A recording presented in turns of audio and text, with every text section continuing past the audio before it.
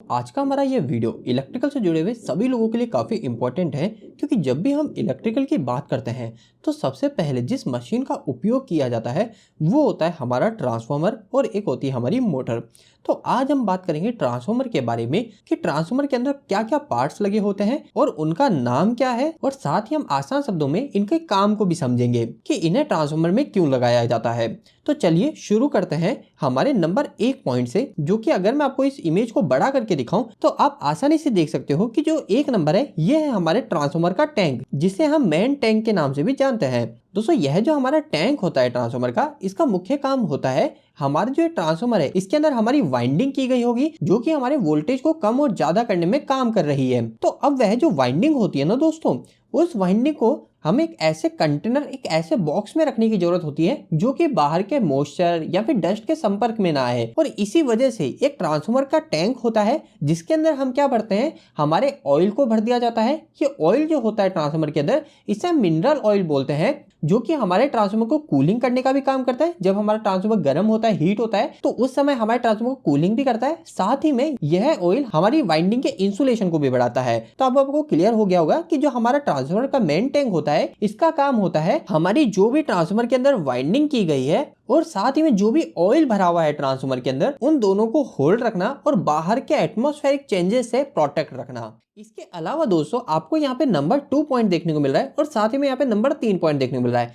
यह जो 2 नंबर का पॉइंट है ये है दोस्तों हमारी बुशिंग कहलाती है। अब ये बुशिंग क्या होती है दोस्तों, तो आपको पता होना चाहिए कि जब भी हम ट्रांसफार्मर के अंदर हमारे वोल्टेज को कनेक्ट करते हैं, जैसे कि आप सभी को पता भी है कि ट्रांसफार्मर के अंदर एक इनपुट वोल्टेज आता है और एक ट्रांसफार्मर से हम बाद में आउटपुट वोल्टेज ले लेते हैं।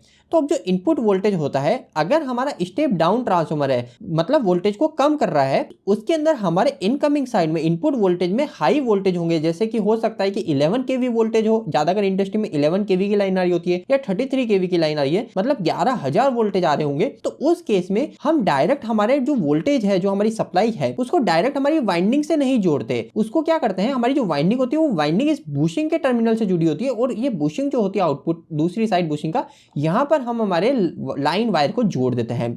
इससे हमें फायदा ये होता है दोस्तों, हमारी जो बुशिंग होती है ना, ये बुशिंग एक तरह से इंसुलेशन प्रोवाइड करती है। अगर हम डायरेक्ट लाइन वायर को लाकर वाइंडिंग से जोड़ेंगे तो पहली बात तो वो पॉसिबल नहीं है, और दूसरी बात हमारी जो वायर है उस वायर का हमारे ट्रांसफार्मर के बॉडी से टच होने का भी खतरा रहता है। तो इस वजह से ये बुशिंग हमें कई सारे फायदे देती है। इसके ऊपर हम सेपरेट वीडियो में और बात करेंगे।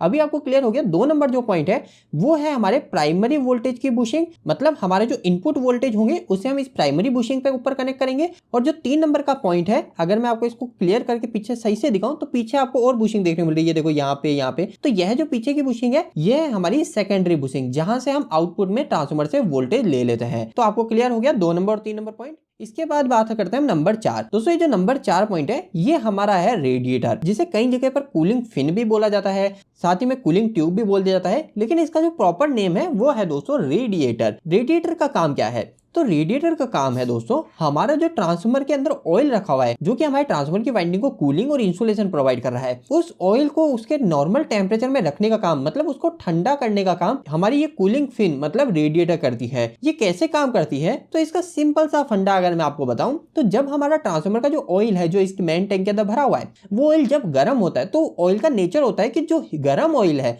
वो ऑयल हमारा ऊपर होगा और ठंडा ऑयल हमारा नीचे आ जाएगा। ऑटोमेटिक ये उसका नेचर होता है ऑयल का। तो अब जब हमारा गर्म ऑयल ऊपर आ जाता है तो क्या होता है, वो जो ऊपर वाला ऑयल है वो हमारी जो फिन होती है, जो रेडिएटर होता है, इसके अंदर यहाँ पे पाइप की मदद से, ये हमारे मेन टैंक में पाइप की मदद से जुड़ी होती है, जिसके कारण हमारा जो गर्म ऑयल होता है वो हमारे इस ट्यूब की मदद से रेडिएटर के ऊपर की साइड आ जाता है। और जब यहाँ पे ऊपर आ जाता है फिर इसमें क्या छोटे छोटे छेद होते हैं, जिसकी मदद से ये इन ट्यूबों की मदद से हमारा जो ऑयल है वो धीरे धीरे नीचे आता है। अब जब धीरे धीरे ऑयल नीचे आता है तो इसकी वजह से क्या होता है, आप सभी को पता है हमारा ऑयल ठंडा होगा। अगर मैं आपको सिंपल से एग्जांपल से बताऊं तो आप सभी ने देखा होगा ना कि हम अगर गिलास में दूध को रखते हैं, गर्म दूध को रखते हैं, तो उसे ठंडा होने में काफी समय लगता है, लेकिन अगर आप उसी दूध को थाली में फैला दोगे, परात में फैला दोगे, तो वो जल्दी ही ठंडा हो जाएगा। तो सेम यही चीज हमारे यहाँ पे भी हम ऑयल ठंडा करने के लिए करते हैं। यहाँ पर हम ऑयल को बिल्कुल बारीक से पतली पतली जगह से निकालते हैं और साथ ही में बिल्कुल उसको फैला के निकालते हैं, तो इस वजह से ऑयल जल्दी ठंडा हो जाता है।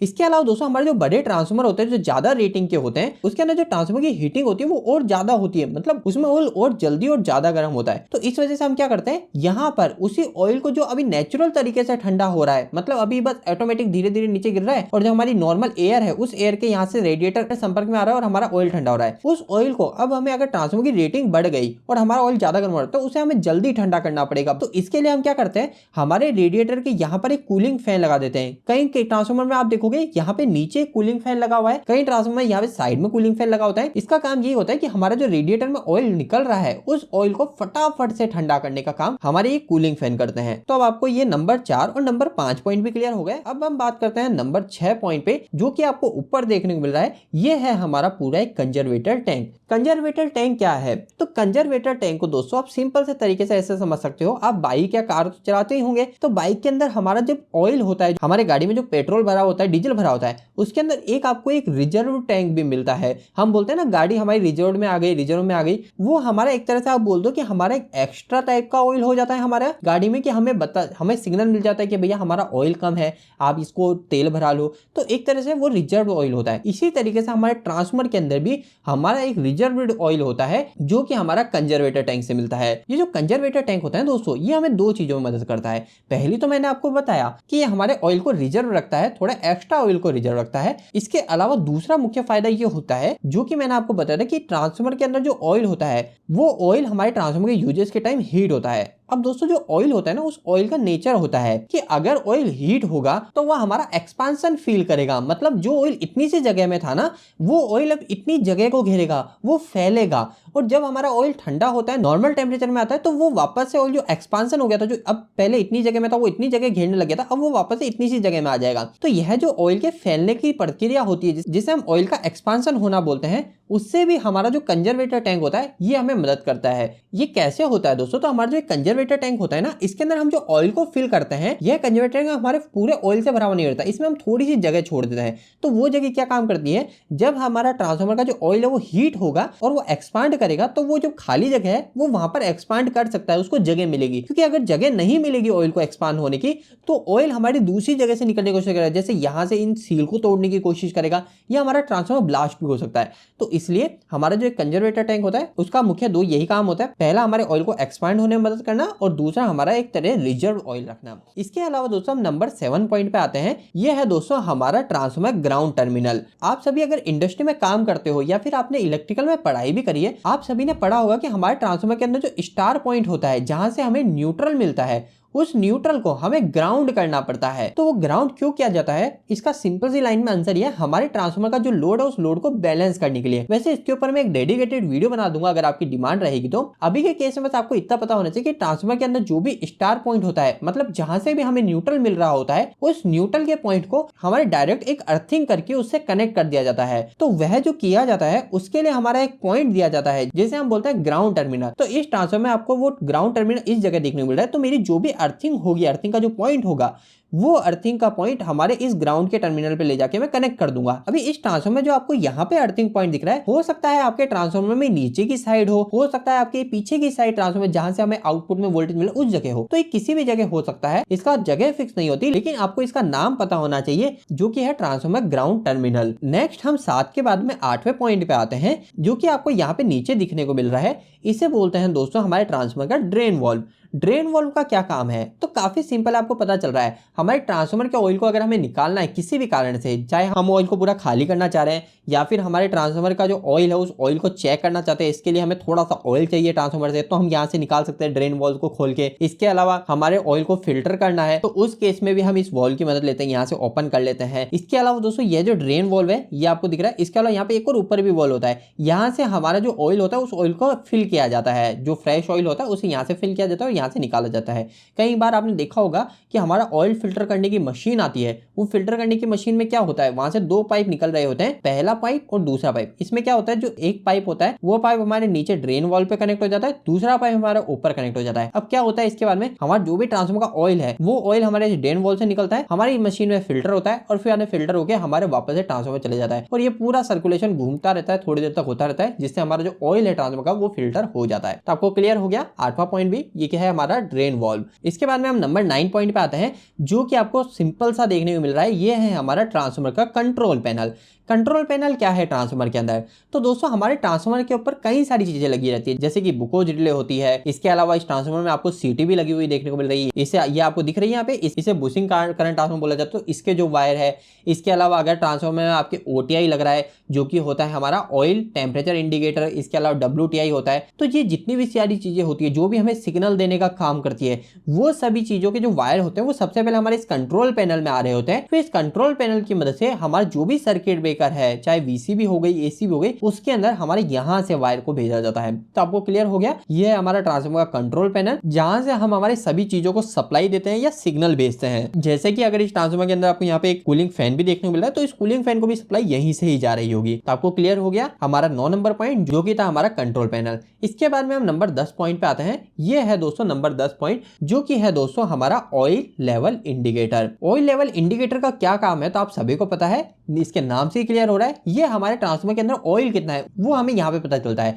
कहीं ट्रांसफार्मर के अंदर ऑयल कम तो नहीं हो गया, तो वो चीज हमें यहीं पर ही देखने को मिलेगी। इसके अलावा कई सारे ट्रांसफार्मर है, यहाँ पे ऑयल लेवल इंडिकेटर के साथ में ऑयल टेम्परेचर इंडिकेटर भी देखने को मिलता है, जिसे हम OTI बोलते हैं। तो वो कुछ ही ट्रांसफार्मर में होता है, तो वो कुछ ही ट्रांसफार्मर होता है जिसमें हमारा कंजर्वेटर टैंक पे OTI दिया जाता है। अधिकतर जो ट्रांसफार्मर होते हैं उसके अंदर आपको जो कंट्रोल पैनल है, इस कंट्रोल पैनल के पास में ही OTI और WTI दिया जाता है। OTI का काम होता है हमारा ऑयल का टेम्परेचर क्या चल रहा है ट्रांसफार्मर के अंदर वो बताना, और WTI का काम होता है हमारा वाइंडिंग के टेम्परेचर को बताना। इसकी फुल फॉर्म भी है, W से वाइंडिंग, T से टेम्परेचर, I से इंडिकेटर। तो हमारा WTI जो मीटर होता है, आपको एक एनालॉग मीटर देखने को मिलेंगे, मैं स्क्रीन पे दिखा रहा हूँ, वो हमारे ट्रांसफार्मर की जो वाइंडिंग है उसे हमारे शो करते हैं कि उसका टेम्परेचर क्या है। इसके बाद में दोस्तों हमारे सिर्फ आखिरी 2 पॉइंट बचे हैं। एक है नंबर 11, जो कि मैं ऑलरेडी बता चुका हूँ, ये है हमारे बुशिंग करंट ट्रांसफार्मर। ये वैसे आपको बहुत ही कम ट्रांसफार्मर में देखने को मिलेगा। आप ये बोल सकते हो कि जो हमारे ज्यादा ही पावर रेटिंग के जो ट्रांसफार्मर होते हैं उसके अंदर आपको ये बुशिंग करंट ट्रांसफार्मर देखने को मिल सकता है, या फिर कोई लेटेस्ट कंपनी के ट्रांसफार्मर है जो कि एक मॉडर्न ट्रांसफार्मर जैसे बोल सकते हैं, उसके अंदर आपको ये देखने को मिलेगा। ये जो बुशिंग करंट ट्रांसफार्मर होता है, इसका काम होता है दोस्तों हमारे जो भी इनकमिंग में हमारी जो सप्लाई आ रही है उसके अंदर कितना करंट फ्लो हो रहा है, वो हम बुशिंग करंट ट्रांसफार्मर से मेजर करते हैं। वैसे कई सारी जो मैक्सिमम इंडस्ट्री होती है उसके अंदर ऐसे ट्रांसफार्मर को नहीं लगाया जाता है जिसमें बुशिंग करंट ट्रांसफार्मर है, उसमें हम एक अलग से यहाँ पर एक सीटी लगा देते हैं। तो वो जो सीटी जो काम करती है वही हमारा ये बुशिंग करंट ट्रांसफार्मर करते हैं। तो आपको क्लियर हो गया बुशिंग करंट ट्रांसफार्मर का काम। इसके बाद में हमारा जो आखिरी पॉइंट है वो है 12 नंबर,